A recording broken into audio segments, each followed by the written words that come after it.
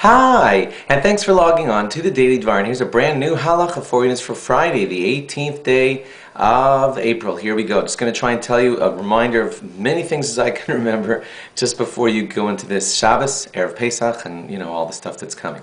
The burning of the chametz should take place on Friday morning before, well, you have to check it in your area, but let's just say roughly before 11 o'clock in the morning. Although technically the burn day is really for Shabbos, but when they postpone it to Friday, they wanted us to keep to the same time frame that we would have been using had it been the real day, so there should be no confusion. So try to burn your chametz on Friday morning, okay, and don't leave it to Friday afternoon.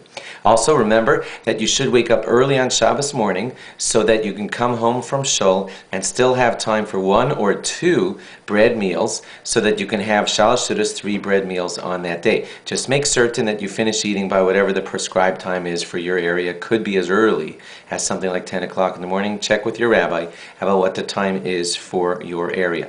Remember that on the second night of Pesach, we're going to begin counting Sefiras HaOmer. The proper time to always count Sefiras HaOmer is after 3 stars come out in the night sky. In other words, the same time that Shabbos ends in your area. If you ever forget to count Sefiras HaOmer, then you can count it the next day without a bracha. And if you forget for an entire 24, you miss a whole count, then you count the rest of the Sefira, but without making the bracha. You can only make the bracha if you have one continuous, never missed, counted one each and every day.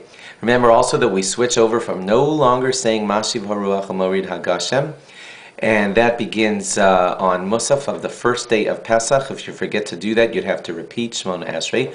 Also, we stop saying V'sein Tal Umatar Livracha, and we switch over to saying V'sein Beracha. Please remember to get that right. And remember, as always, as I always remind you, you could try to get yourself in the habit of saying the right thing by saying the right combination 101 times, and that switches over your habit so that if you forget what you did at the end of Shemona Esrei, you can say, but I said it 101 times in its combination with the words before it, so I probably switched over my habit to saying the right thing. Would be a good idea to do that, to make that switch over sometime during the first day of Pesach, so that you will be switched over to the new habit and you won't have any more confusion. I'll just say lastly, as a general rule, that when Chol HaMoed arrives this coming week, don't assume that on Chol HaMoed you can do anything you please. It still has some aspect of Moed to it. It's not a full Yom Tov, but it's not full regular either. And you might have to ask your rabbi about all the specifics. But you shouldn't be doing your wash. A lot of men say that you shouldn't shave, take haircuts or anything like that. You shouldn't cut your nails. These all have exceptions and everything. But speak to your rabbi and just note that the laws of Chol HaMoed are rather complex, not as simple as everybody thinks. Thanks for logging on.